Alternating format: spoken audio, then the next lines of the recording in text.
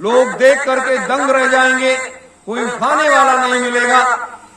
वो सिप्लिक्स महामारी की हवा पूर्व पश्चिम उत्तर दक्षिण चारों तरफ जिधर भी चलेगी, जो भी मांसाहारी है, शराबी है, कबाबी है, जिनको भी वो हवा लगी वही गिरे, वही आदमी खत्म हो गया। ये महामारी फैलने जा रही है, जिसको रोक पाने की क्षमता दुनिया के राजनेताओं में नहीं है, दुनिया के डॉक्टरों में नहीं है, किसी में नहीं है। ये सारी चीजें होने जा रही हैं। तो क्या क्या ये आगे होगा, लोग देखते जाए।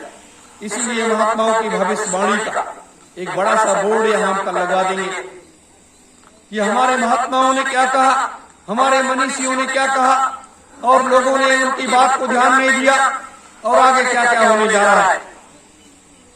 इसलिए सतयुग तीर्थ की ये पावन धरा, ये हमारे महात्माओं की पूजनीय तपोस्थली है। और हम आप धन्य हैं कि इस जंगल में बार बार आते हैं और बार बार आकर के इन ऋषियों की तपोस्थली पर जहां पर उनके चरण पड़े हैं उस रज में लौटते हैं और उस रज को माथे लगाने का सौभाग्य प्राप्त होता है। हम आप बड़े भाग्यशाली हैं।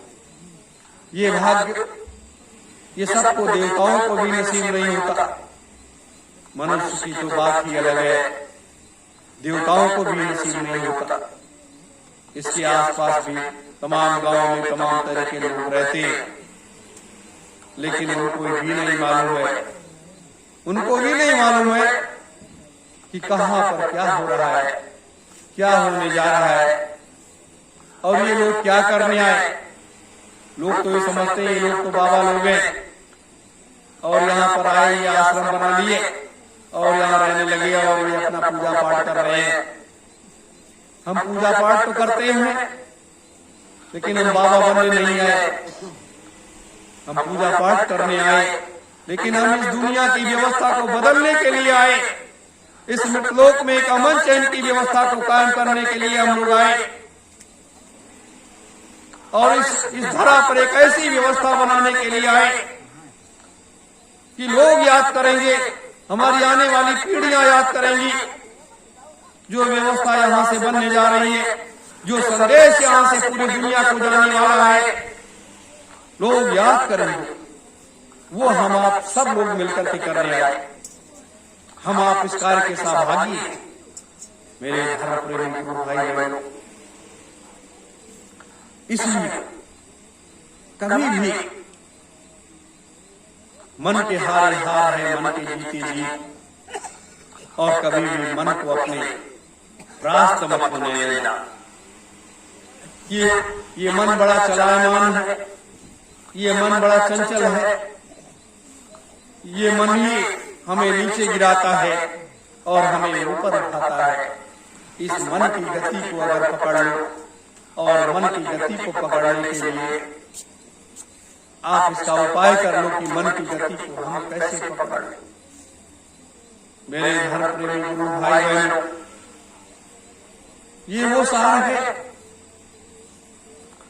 जो इस मृतलोक में जब से सृष्टि बनी, जब से ये पृथ्वी जल आकाश तारे जो कुछ है सब कुछ 84 लाख जीवों की उत्पत्ति हुई, सारी व्यवस्था की गई, तब से पाप और पुण्य का ये खेल चलता आ रहा है।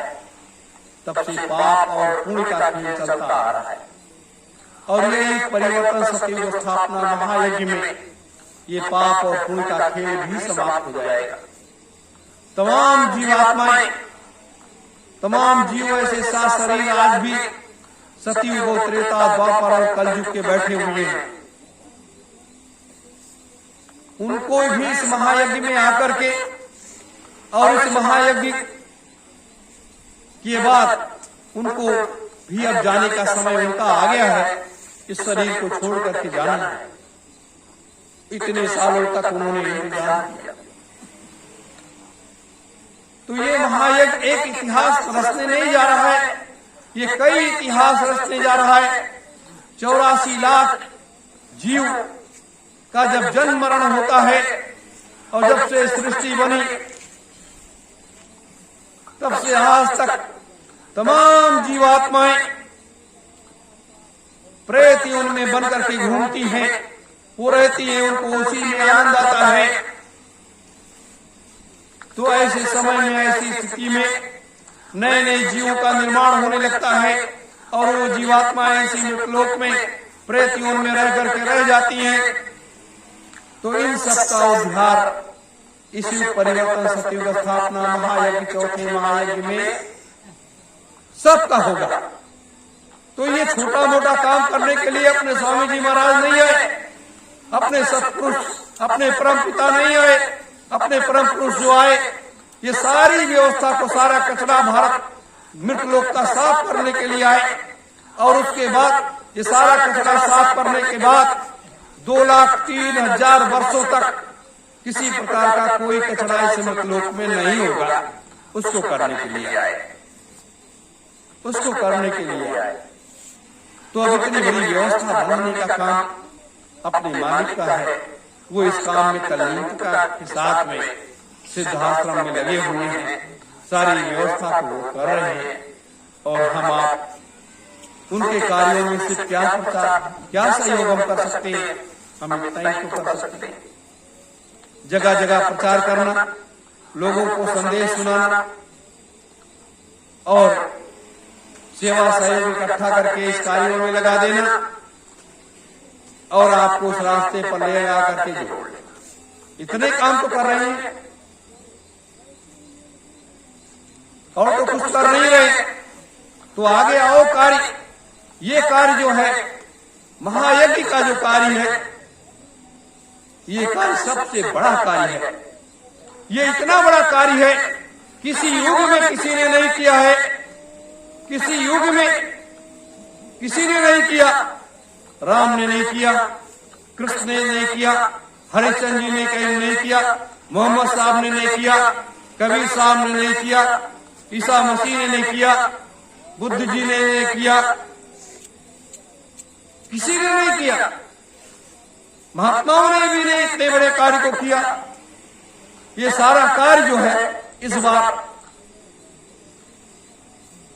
परम पुरुष को आकर के इस मृतलोक में स्वयं इस कार्य को करने का उन्होंने बीड़ा उठाया। लेकिन ये पहले से भी पूर्व से इसके निर्धारित हो गया।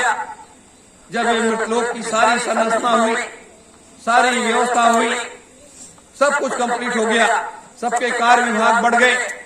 कार्य विभाग बढ़ जाने के बाद भगवान निरंजन को इस मृतलोक की जिम्मेदारी दे दी गई कि आप इस मृतलोक की व्यवस्था को देखोगे, करोगे। तभी क्या हुआ? तो भगवान निरंजन ने ये कह दिया, निरंजन भगवान ने कह दिया कि भाई जब तक हम अपने पिता का दर्शन नहीं कर लेंगे तब तक हम ये जिम्मेदारी नहीं संभालेंगे।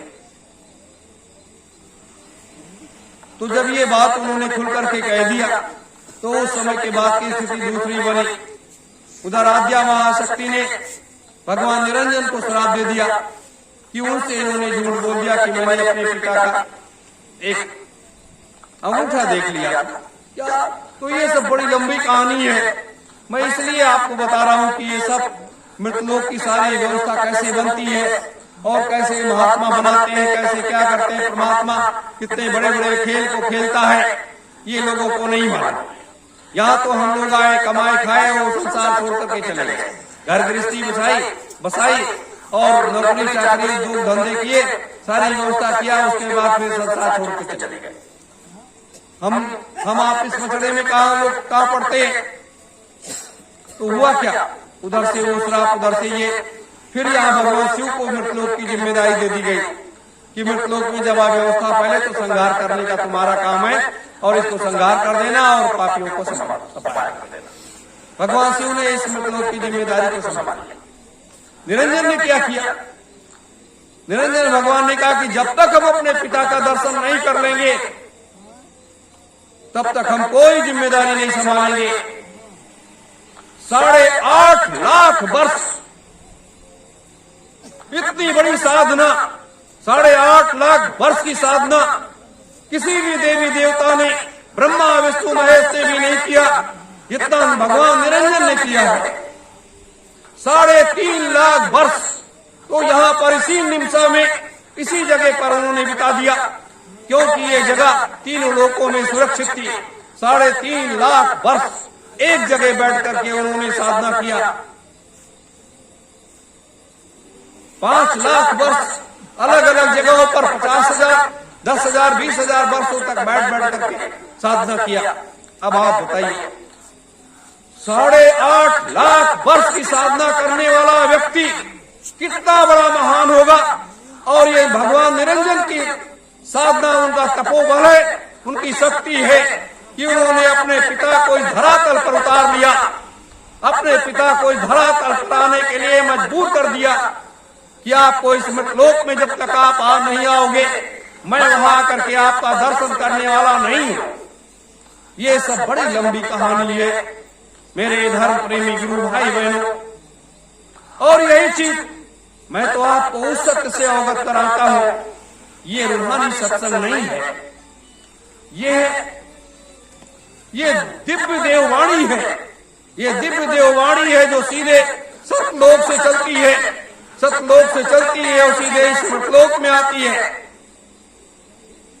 कि वहां का जो कालखंड है, वहां का जो योजना है, वहां की जो रील है, वहां की जो व्यवस्था है, उसको हम आपके बीच में ला करके रखते हैं मेरे प्रेमी जनों।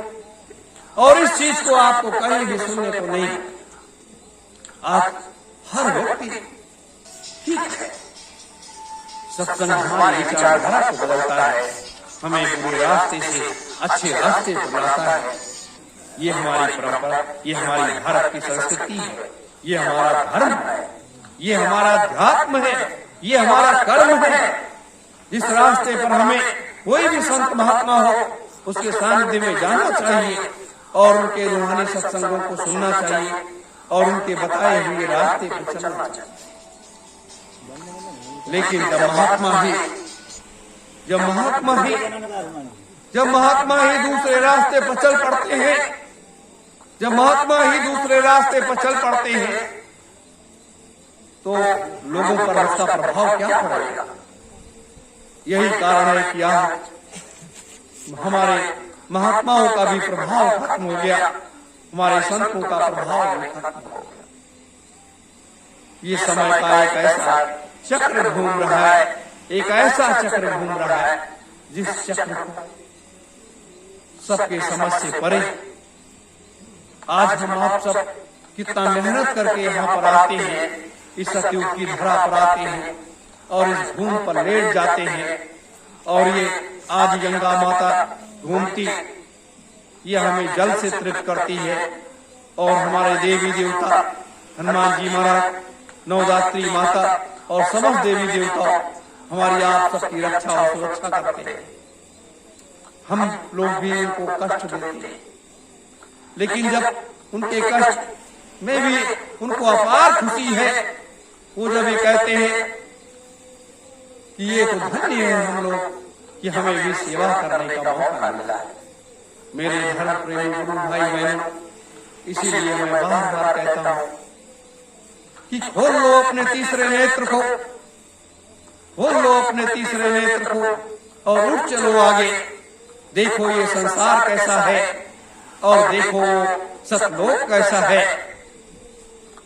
ये संसार कैसा है, वो लोक कैसा है। तो जब दोनों देखोगे, दोनों की उपमा करोगे, तो आपके अंदर वैराग्य उत्पन्न हो जाएगा। और जब वैराग्य आपके अंतर उत्पन्न हो जाएगा, तो इस मतलोक की व्यवस्था को सुधारने का तेजी के साथ प्रयास करोगे। वैसे तो नहीं करोगे, तेजी के साथ प्रयास करोगे, तो आज इस पृथ्वी पर बहुत बड़ा पाप पड़ गया। इसीलिए आध्यात्मिक क्रांति और वैचारिक क्रांति का एक अभियान है। अभी अपने लोगों ने उसको निकाला नहीं। अभी तो देश के राजनेताओं की परिवर्तन यात्राएं शुरू हुई, सत्ता प्राप्त करने के लिए उनकी परिवर्तन यात्राएं, लेकिन अपनी परिवर्तन यात्रा तो शुरू ही नहीं हुई। हम आपको अपने आध्यात्मिक क्रांति, वैचारिक क्रांति अभियान को अभी उस तरीके से लेकर के निकले नहीं। और जिस दिन आध्यात्मिक क्रांति और वैचारिक क्रांति का अभियान को लेकर के निकल पड़ेंगे, उस दिन देश और दुनिया में भूचाल आएगा। देश और दुनिया में भूचाल आएगा। जिस भूचाल को रोकने की क्षमता किसी में नहीं है, किसी में नहीं। तो समय तेजी के साथ आपका आ रहा है, समय तेजी के साथ आपका आ रहा है। मेरे प्रेमी जनों, हिम्मत को मत हारो, संघर्ष के रास्ते पर लगे रहो और एक परिवर्तन सत्ययुग स्थापना महायज्ञ बहुत जल्द होगा, जिसकी कल्पना हमें आपको नहीं है। जैसे ये कल आज 20 अगस्त है, इसी 20 अगस्त 2020 में हम लोग इस जंगल में आए थे। आज 1 वर्ष पूरा हो गया और 1 वर्षों में आपने क्या जगाया? लोग कहते हैं कि कुछ नहीं हुआ, लेकिन 1 वर्ष में आपने 33 करोड़ देवी देवताओं को जगा दिया, ब्रह्मा विष्णु महेश को जगा दिया, भूमि के अंदर बैठे हुए साधनारत महात्माओं को जगा दिया और पुनः सतयुग लाने की तैयारी की अलग जगा दिया और उस सत्य से पर्दा उठा दिया कि सत्योम नाम तो सत्पुरुष का है और जय गुरुदेव नाम जो है वो निरंजन भगवान का है। आप बताइए, लोग कहते हैं कि ऐसा कैसे हो सकता है? हो सकता है, ये सत्य है।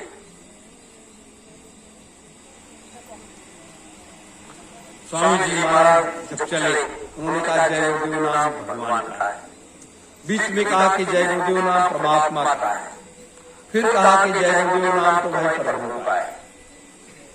अब लोग प्रभु को रटने लगे। भगवान क्या है, प्रभु क्या है और परमात्मा क्या है? सबसे पहले लोगों को यही जानना चाहिए कि ये क्या है। तो इस क्या की स्थिति में हमें क्या बनना है, हमें क्या करना है, ये हमें आपको सोचना चाहिए। इसीलिए स्वामी जी महाराज ने हमें आप सबको जब नामदान दिया तो शुरू में तो हम आप जय गुरुदेव करते ही। प्रथम नाम निरंजन का दिया, 5 नामों में प्रथम नाम निरंजन का दिया।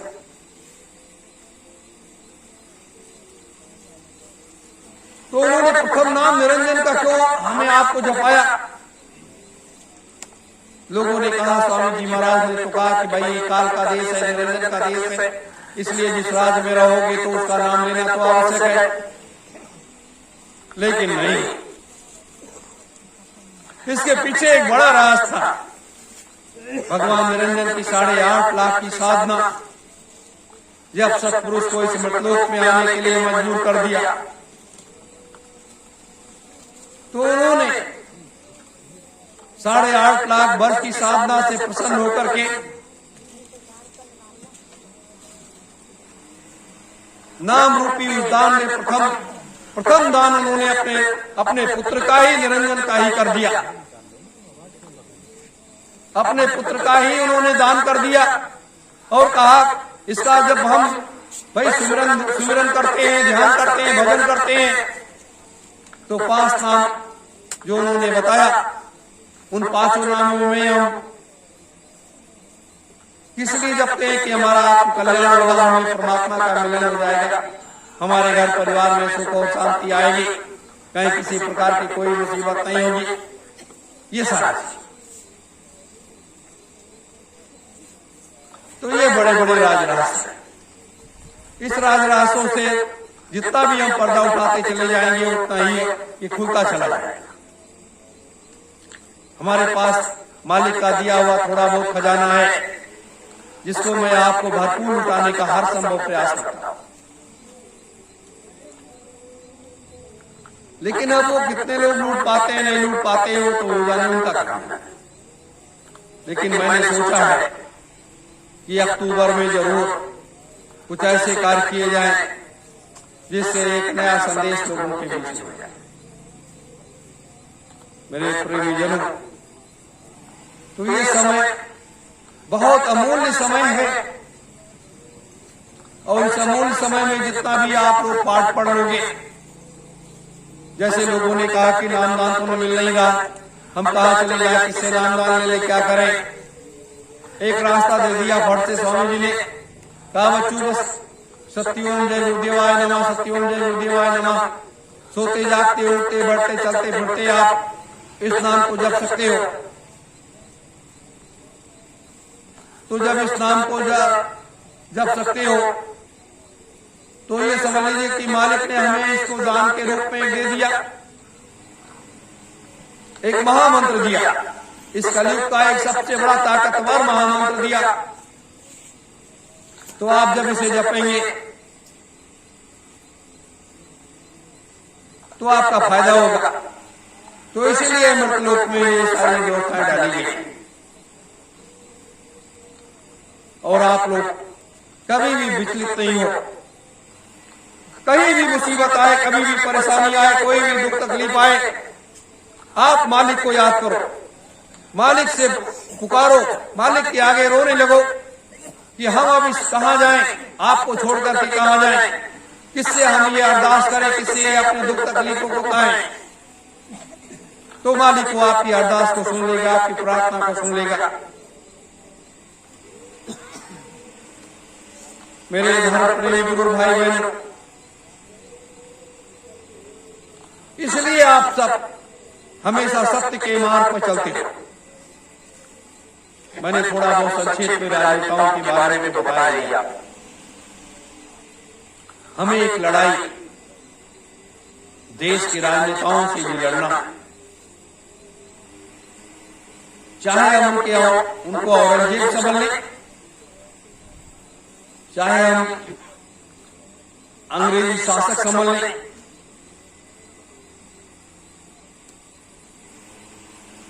या जो भी समझकर हमें इनसे लड़ाई लड़नी है। वैचारिक क्रांति की लड़ाई, विचारों की लड़ाई हमें लड़नी है। अपने लोगों को सबको मिलकर के लड़नी है। जो वर्तमान का यह प्रजातंत्र लोकतंत्र जो आ रहा है 5 साल के बाद, इस लोकतंत्र के बीच में हमें घुसना है, अपनी आवाज को बुलंद करना है।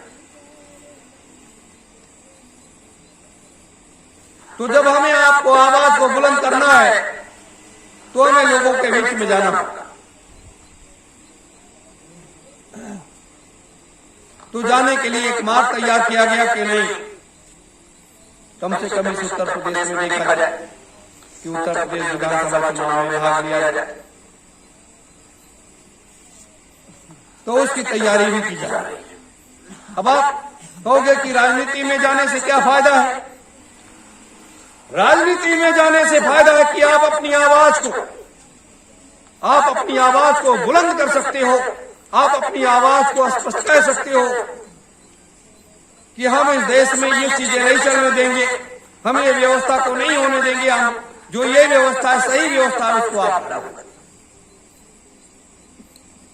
और ये प्रजातंत्र रूपी जहाज जो है ये आखिरी सांस ले रहा है और इस आखिरी सांस की इस बेला में हमें इसको दफन करना है।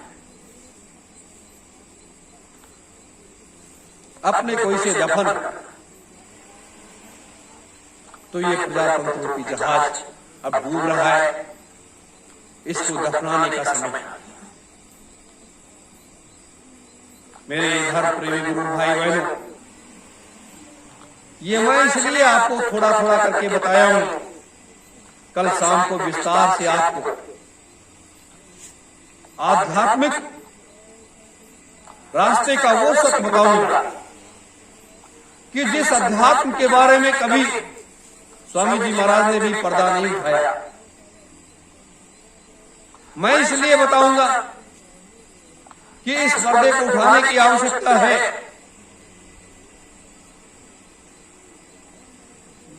इसलिए मैं आपको बताऊंगा, और ये सबके नसीब में मिले। ये आप सब तो जितने भी लोग बैठे हो, ये सब आप सब देवी देवता के रूप में बैठे हो। जंगल में कौन आता है? और ऐसे भी एक धर्म स्थल पर तो आप सभी देवी देवताओं को देख करके बड़ा आनंद आता है, मन बड़ा प्रफुल्लित होता है, और एक रास्ता दिखाई देने लगता है। एक ऐसा रास्ता दिखाई देने लगता है जिस रास्ते पर हमें आपको तेजी के साथ चलना।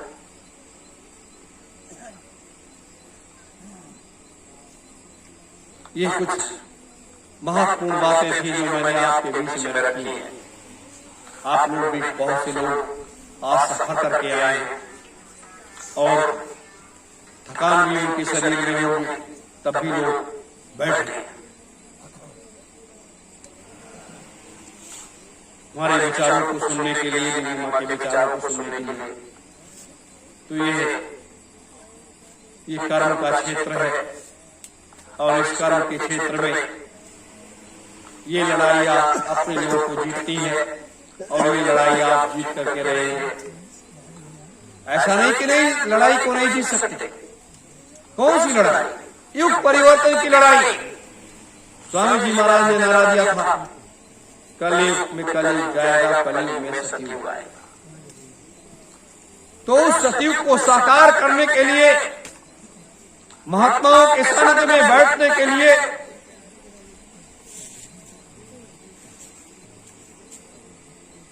ये सारे कार्य, सारी व्यवस्थाएं की जा रही हैं। मेरे प्रेमीजनों,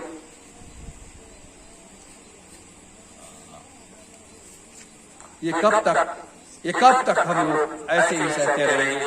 ऐसे ही तमाम नजारे देखते चले जाएंगे? ऐसे ही देखते रहेंगे? बहुत दिन देखा, अपने बाप दादों ने देखा, अंग्रेजों का युग देखा, स्वामी जी महाराज का 60 वर्ष का सफर देखा। अब दूसरा सफर स्वामी जी महाराज का लोग देखने की तैयारी कर रहे हैं। लेकिन अब समय परिवर्तन का है, बदलाव का है, विचारों का है, और उस सत्य का है जिस सत्य से निकल करके हम लोग आए हैं।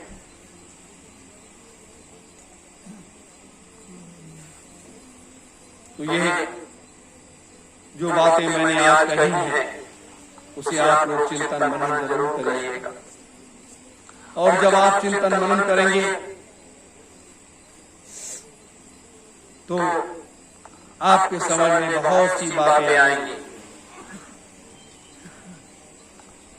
और जब आपके समझ में बातें आएंगी तो आप जाकर के 10 लोगों को और बात बताओगे, 10 लोग और आएंगे।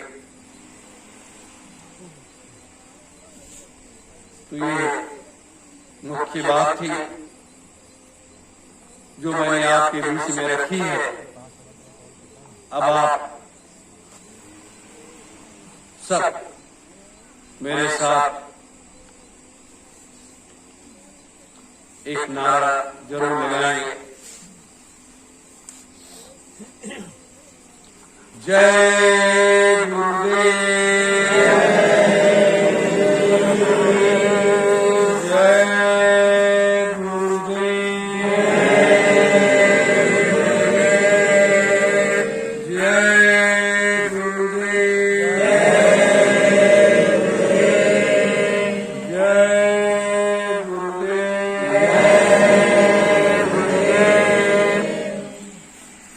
शक्ति।